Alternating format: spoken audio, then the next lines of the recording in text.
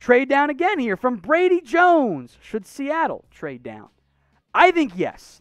And I am a big believer in quantity over quality in the NFL draft. Now, I'm not saying get only day 3 picks, but I am saying that the NFL draft, even as much time and effort as I put in, as NFL teams put in, to figure out what players are going to be good, it is still a dartboard throw. It is still a guess. So if Seattle, with 3 picks total, can trade down and get a few more throws at the dartboard, I think that is in their best interest.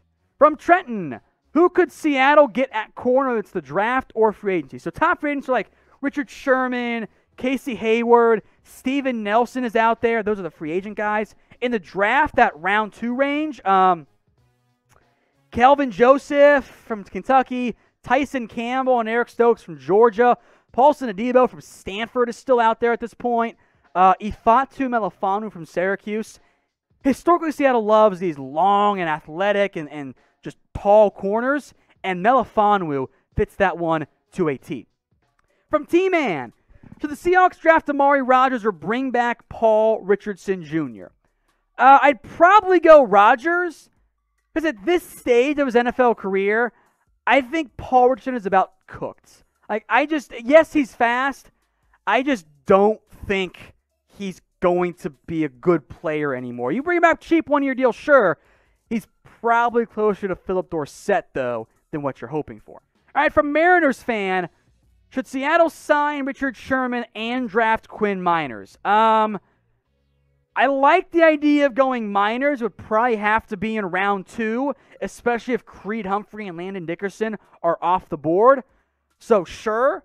As for Sherman, I'm open to it. I'm not sure that's the best fit right now, but if it's cheap, I'm not going to say no. Daniel Sharp, Russ and a second to the Ravens for Lamar Jackson. Why are the Seahawks giving up the pick?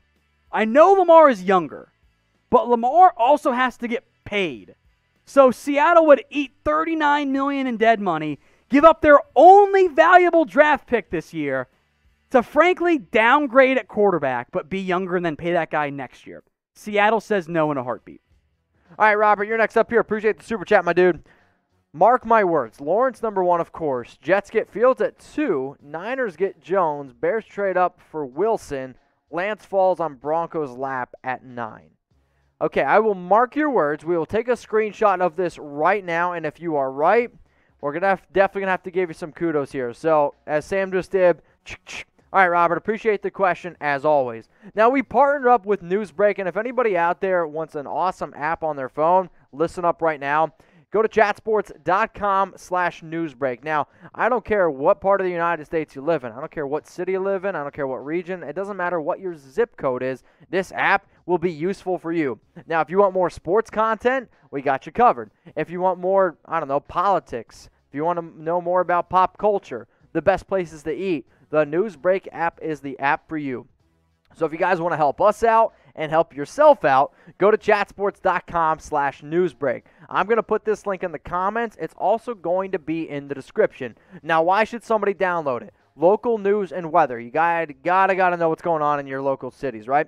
Politics, food, pop culture, the extra sports content, and you can find our Chat Sports videos. So once you go ahead and download the app at chatsports.com/newsbreak, you go to the search tool, and if you look up your favorite team, then look for the show that we run. So if you're a Cowboys fan, Cowboys Report, Raiders fan, Raiders Report, Dolphins fan, Dolphins Today, 49ers fan, 49ers. We got all these awesome channels here. You can get even more content. Plus, stay up to date what's going on in your city. Randall Parsons, is Darrell Taylor going to be a good player for Seattle? I'll say this, man. I still think it does remain to be seen because for Seattle, you're looking for a player who was a second-round pick in 2020, 6'4", 267 pounds, and I hate saying this because Seattle, every single year when they draft guys, it's always major question marks. Now, is he athletic? Does he fit probably what Seattle's trying to do? Yes, but Seattle is one of the hardest teams to be able to predict what they are trying to do year in and year out in the draft. Will he have a bigger opportunity this year? Yeah, he probably will, especially since some of the players left. But will he ever live up to a second-round pick? I might actually go ahead and say no. All right, let's go to Marcus Nichols. What are some good cornerbacks that Seattle can draft in round 2 to 3? I'll say the kid from Washington, Elijah Molden. Eric Stokes is another name to keep in mind. Asante Samuel Jr. I don't think Greg Newsome falls that far. Some other names. Tyson Campbell probably is another cornerback to keep in mind. If one of those 4 guys is on the board when Seattle picks late in the second round, that's probably the route I would end up going. Super chat time from Michael. My NFC West prediction: Seahawks and Niners in first, Rams third, and Cardinals fourth. I think the division will come down to the final play like 2 years ago. I think it's funny how often the division comes down to literally like one play. This is probably going to be the most competitive division yet again. I mean, sure, maybe the AFC North I'll throw out there as well, but this is the only division in the NFL where I could sit here and say I could see all 4 teams getting in the playoffs. Now, it's not going to happen all 4 teams get in, but if I told you the 49ers get in, would it surprise anyone? It shouldn't. Seahawks? No. Rams? No. Cardinals? No. It's going to be a great division, but I'll go this route. I'm going to get a little bit different on you. I'm going to say Rams 1. I think the Seahawks are 2. I think the Cardinals are 4, and I think the Cardinals 3, Niners 4. Let's go to Nate Joe 75. Do the Seahawks trade Russell Wilson to the Dolphins for 4 picks in the 2021 draft, 2 firsts and a second and a fourth? That's not even close to being enough for Russell Wilson. If you're going to give up 4 picks, all 4 have to be first-round picks, and that still might not even be enough. Mariners fan, you're next up here on NFL Daily. Should the Seahawks sign Sherman? Sherman is still out there, and the last thing that he said that he plans to do is to wait until after the NFL draft to end up signing. When I think about the teams that are the most likely to sign Sherman, I think it's between the Raiders, the Cowboys, and then probably the Seattle Seahawks. Those are probably the top 3 teams for Sherman. All right, super chat from Marcus. Appreciate it, my dude. Thoughts on my mock draft: Creed Humphrey, Kelvin Joseph, Bobby Brown, Daz Newsome, William Sherman, trade Seattle. Okay, so you made a few trades. This is for the Seahawks. So Creed Humphrey, he would be your new starting center over Ethan Posick. You have Kelvin Joseph. I don't know if Joseph falls that far to 109. I know he's got some off-the-field concerns, but in Mel Kiper's latest mock draft, he went like in, I believe, top 42. Bobby Brown adds some depth. Daz Newsome, William Sherman. I mean, I'll give it this. I'll give it probably a solid B grade. You're able to fill some needs here for this team, but you did also make a lot of trades. There's no doubt about that. So you're able to get some extra picks here, but I'll give it a B grade from Marcus. Appreciate the super chat. If you guys want to go down in the comments and grade his mock draft, please go ahead and do so. All right, let's go to the Brian Loma. Should the Seahawks go corner in the second round, and what corner should they go with? So I actually think Seattle might be, I don't want to say set at the cornerback position. They decided to bring back a few guys here and there. I think that they're okay at corner and safety. But for you to only have pick number 2, 4, and 7, I mean, if I'm Seattle, I'm going to go out and try to get another edge rusher. I'm going to go out and try to get some extra linebacking depth. And I get that you still might want to go out and find another corner, but I'm going to say edge or linebacker. Who do you guys want to go get? Let me know in the comments section, what player are you itching for your favorite team to go up and get? Let me know in the comments section. From Izzy World, why isn't Penei Sewell getting more love? He is the best non-quarterback prospect in the draft. I agree. I got Penei Sewell as my number 2 player. His arm length is 33 inches. That's fine. That's long enough for a tackle. Rashawn Slater's probably faster than him, but Sewell's also 330 pounds. He's huge. Penei Sewell dominated Pac-12 opponents at age 18 and 19. He does not turn 21 until after Kyle Pitts does. He's super young. Yes, he tends to lunge sometimes. I love him. I am not overthinking Penei Sewell. He is a fantastic prospect. I completely agree, Izzy World. From Izzy World, which draft prospect do you think could be taken in the first round that is not a first-round talent? So, this is a good topic here. And this is pretty on par with most of the NFL, too. There are not 32 first-round grades. Teams give out like maybe half of that as a pure first-round talent. That's the way that their grading systems work. That's the way mine work as well. So there are going to be a lot of players who go in round 1 that aren't your true first-round grades on teams' draft board, even though they'll boost it up later. The latest graded guy that I think that could go in round 1, I could see someone like Jason Owe or a Tyson Campbell sneak into round 1, and I just did not like those guys as much as I hoped I was going to. From Rashard Lee, who are your top 5 quarterbacks in the NFC? All right, in no particular order, because I don't want to get anyone mad at me too much here. You have Aaron Rodgers. You have Russell Wilson. I'm going to throw in probably Tom Brady in there, at least for now. Dak Prescott is in there. And then your 5th guy is probably not Kirk Cousins. It's not Fitz. It's not Matt Ryan. Kyler Murray. Matt Stafford, somewhere there. Spooner Sam goes, Kyler Murray, duh. Murray was not good on 3rd downs last year. Like, it was bad. Yeah, it's the most important down. Like, I think Kyler's going to be good, but the breakout has not happened yet. At the end of next year, it might be Kyler in that top 5. I think I'd actually go Stafford or Matt Ryan would be my 5th option there. From Chris Romero, who is the most overrated player in the NFL draft? The guy that I have the most overrated player as relative to like everyone else is probably someone like a Gregory Rousseau. I'm not that high on Tyson Campbell, the Georgia corner. Underrated. I like Bobby Brown from A&M a lot. I think he's a good sleeper pick there. I would throw in someone like let's go defense again here. I actually liked Ronnie Perkins a lot. I think I'm going to be higher on him than most people. That's the edge rusher from Oklahoma.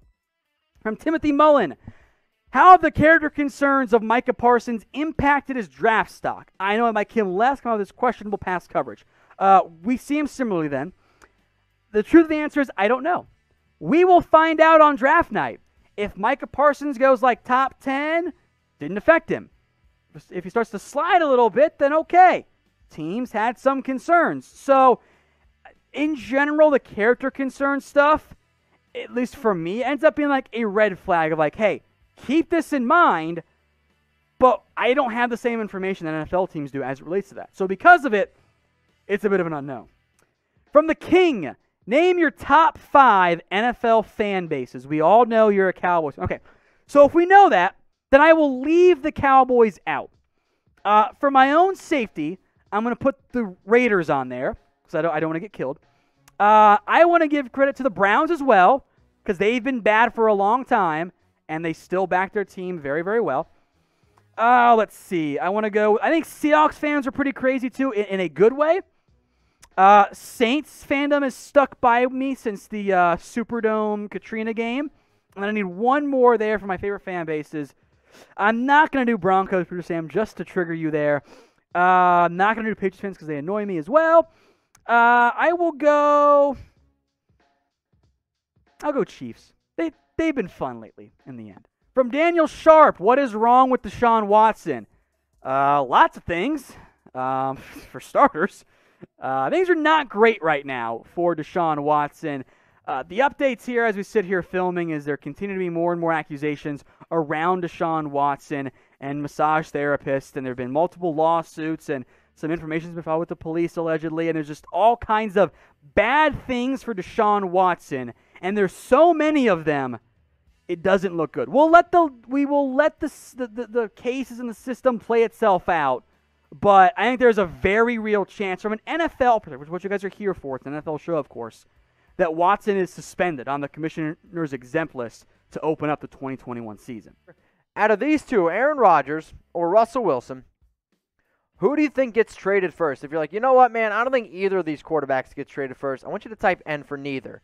Now, one of the things that I love to be able to do here on Chat Sports shows is always talk about hypotheticals. And we've done plenty of shows around Rodgers. We've done plenty of shows around Wilson. But who do you think ends up getting traded first? I'm not saying in 2021. I could be talking about 2022, 2023. Which quarterback out of Rodgers or Russell Wilson ends up getting traded first? And if you want to ask me some trade questions around Rodgers, around Wilson, remember, all you got to do is use hashtag NFL, or you can super chat. If I was a betting man, I might actually go here and sit W for Wilson. Let's go to Mike Dibble. Hey, Mitchell, who is your late round 1 steal? So My late round 1 steals. Oh, boy.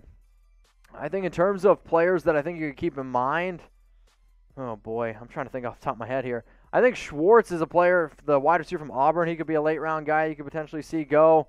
The lineman from Mississippi State, I think, is a pretty interesting player. I'm trying to think. So, guys, I do a lot of my draft research, like, in the earlier picks. A lot of the late round guys is probably a little bit more for Tom. So, what? You mean, like, late round 1? Oh, late round 1. I'm thinking, like, late, like, 5th, 6th, 7th round guys. All right, so late round 1 steals. I think Zaven Collins is a great player to keep in mind. I think Azeez Ojulari could be a good player to keep in mind. We'll see. Eric Stokes is another player that I'm starting to really fall in love with because of the athletic ability. Jalen Phillips, if he goes down really far. I'm not going to sit here and go Melifonwu, but I will ask you guys this question.